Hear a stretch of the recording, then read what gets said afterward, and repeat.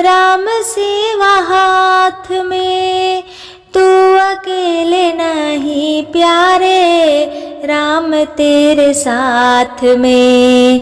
विधि का विधान जान, हानि लाभ सहिए, जाहि विधि राखे राम, ताहि विधि रहिए।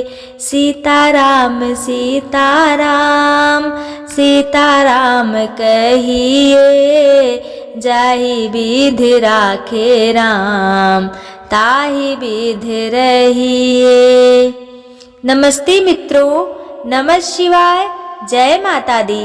आज आप सभी लोगों के समक्ष एक बहुत ही अच्छी कथा लेकर उपस्थित हूँ। आइए कथा श्रवण करते हैं। बोलिए श्री गणेश भगवान की जय, सियावर रामचंद्र जी की जय।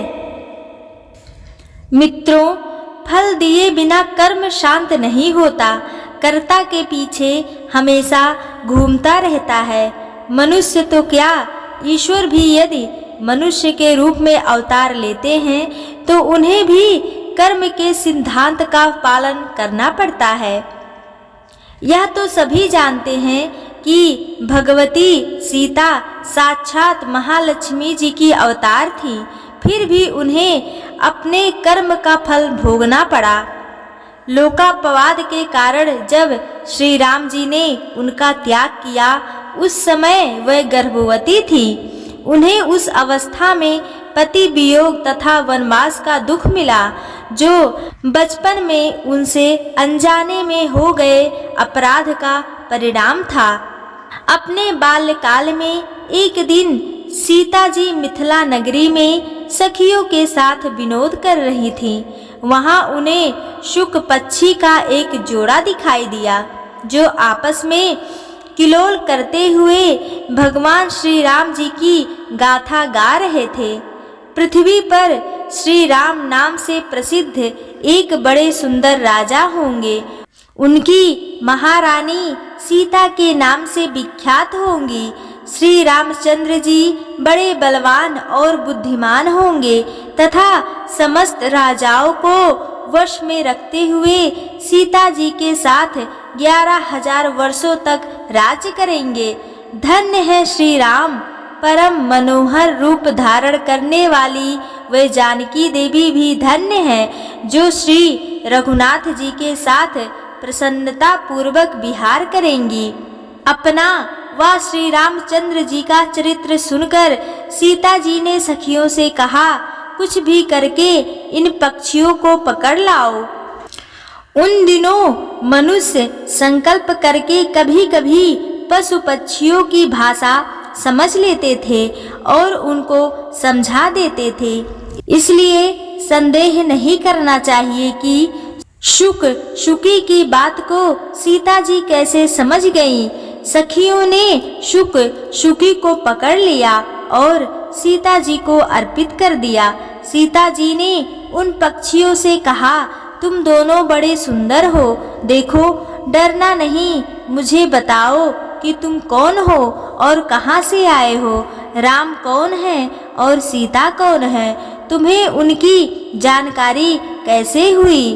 तुम मेरी तरफ से निर्भीक रहो, मैं तुम्हें फंसाकर तंग नहीं करना चाहती हूँ, किंतु तुमने गाथा ही ऐसी गाई है जिसने मेरा मन हर लिया है। सीता के इस प्रकार प्रेम पूर्वक पूछने पर उन्होंने कहा, देवी हम महर्षि वाल्मीकि के आश्रम में रहते हैं, वे त्रिकाल ज्ञानी हैं। उन्होंने रामायण नामक एक ग्रंथ बनाया है।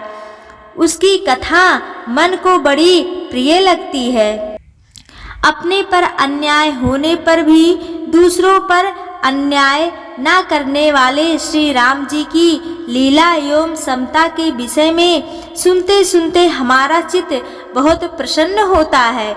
इसलिए हम आपस में उसी की चर्चा कर रहे थे, तुम भी उसे ध्यान पूर्वक सुनो।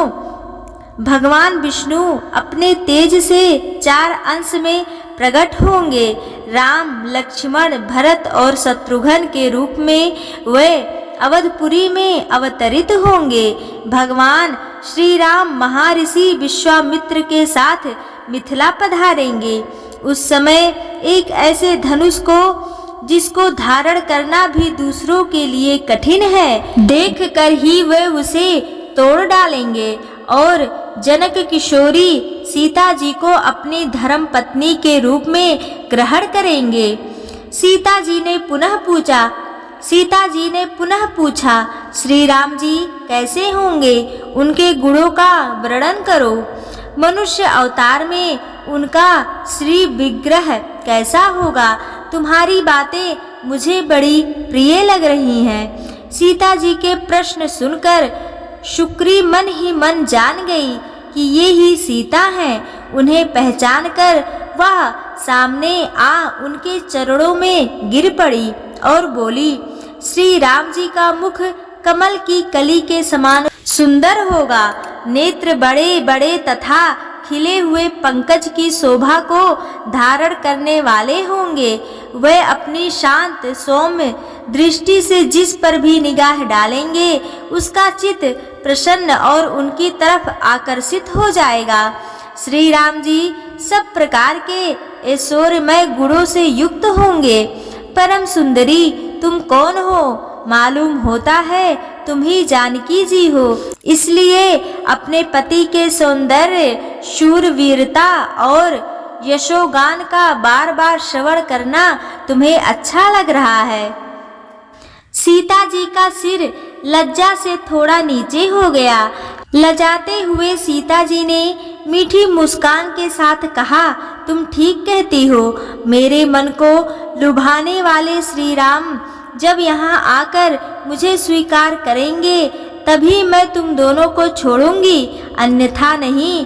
तुमने अपने वचनों से मेरे मन में लोभ उत्पन्न किया है। अब तुम इच्छा अनुसार क्रीड़ा करते हुए मेरे महल में सुख से रहो और मीठे मीठे पदार्थों का सेवन करो। सीता जी की यह बात सुनकर शुकी ने कहा, साध्वी हम वन के पक्षी हैं, पेड़ों पर रहते हैं और सर्वत्र इधर उधर विचरण करते हैं। हमें तुम्हारे महल में सुख नहीं मिलेगा। मैं गर्भिणी हूँ। अभी वाल्मीकि जी के आश्रम में अपने स्थान पर जाकर बच्चों को जन्म दूंगी, उसके बाद तुम्हारे पास आ जाऊंगी। सीता जी ने कहा, कुछ भी हो मैं तुम्हें नहीं जाने दूंगी। तब शुक ने कहा, जानकी जी तुम हठ ना करो, हमें जाने दो। सीता जी बोली, शुक तुम जा सकते हो किंतु शुकी को नहीं छोड़ूंगी। दोनों बहुत रोए, गिड़गिड़ाए, किंतु सीता जी उन्हें छोड़ने के लिए तैयार नहीं थी। यह सुनकर शुक दुखी हो गया।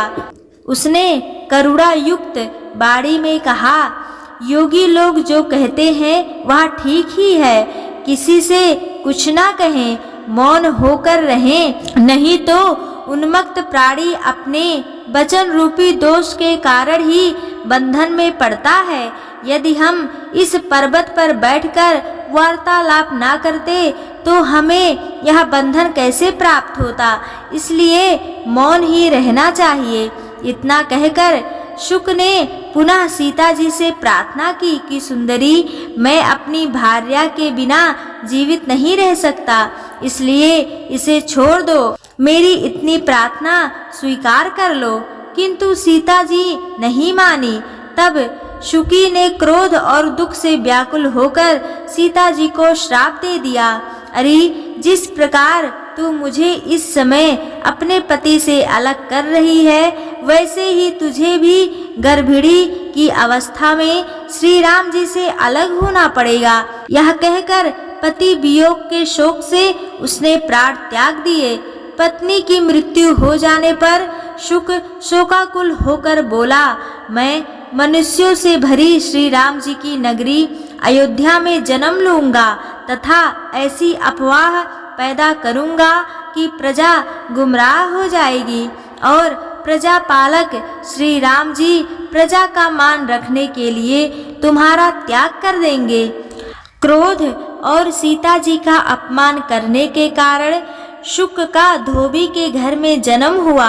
उस धोबी के कथन से ही सीता जी निंदित हुई और गर्भिणी अवस्था में उन्हें पति से अलग होकर वन में जाना पड़ा। कर्म का फल तो अवतारों को भी भोगना पड़ता है। इसी से विदित होता है कि कर्म करने में कितनी सावधानियां बरतनी चाहिए। प्रेम से बोलिए श्री रामचंद्र जी की जय।